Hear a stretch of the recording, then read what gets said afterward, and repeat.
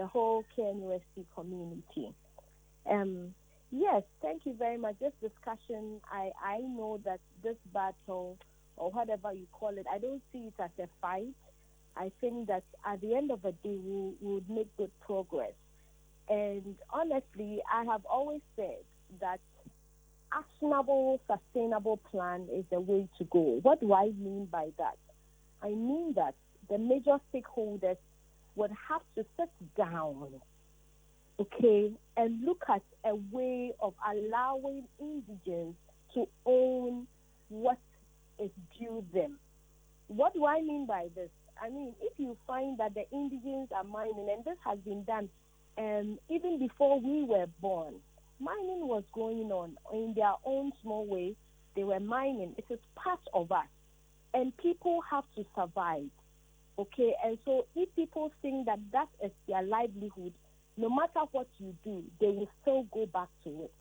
And so all stakeholders, the government, and especially the mining companies would have to sit down with even the academic institutions and find a good way of training these artisans or training our indigents to be able to mine sustainably. Okay? This belongs to us. I mean, when you look at all these huge mining companies around, how much is owned by the government of Ghana? Everything has been outsourced to foreigners. And so people feel that it is their right to actually go out there and then mine at their own small scales or levels. So we all have to come together, have a good plan for the indigents. If it is about training, we train them to be able to sustainably.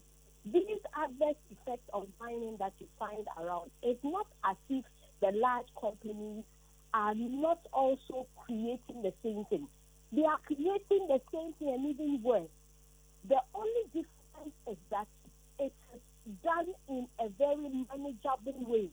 They have created engineered impoundments, for instance, for their tails or waste. The water is being treated. And even that is not enough. That is why we still have research, development, and deployment in those sectors. So the issue is not general about, hey, stop, and they stop. It belongs to us.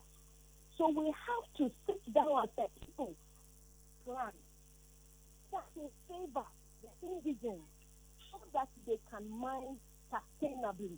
They need a good roadmap to help them to also benefit from the resources that are available to them. But Dr. Koomson, haven't we tried all this? Haven't we given them training? Haven't we tried to help them mine, responsibly? As it is now, if you critically look at it, it hasn't been done intentionally and very well. Okay, we have metallurgical engineering running at KNUST. We have a whole school of mines. I mean, UMass is working on a lot concerning our resources in that area. But then have we empowered ourselves such that these indigents can be absorbed? That's the question I would also leave with you. So well, Dr. Koomson, thank you very much. I'm grateful that you joined us. She has also professed a suggestion. So to our listeners out there, I'm sure that you're also concerned, because if you're not, you should be concerned about the Galamsey activities, because it's threatening our very existence.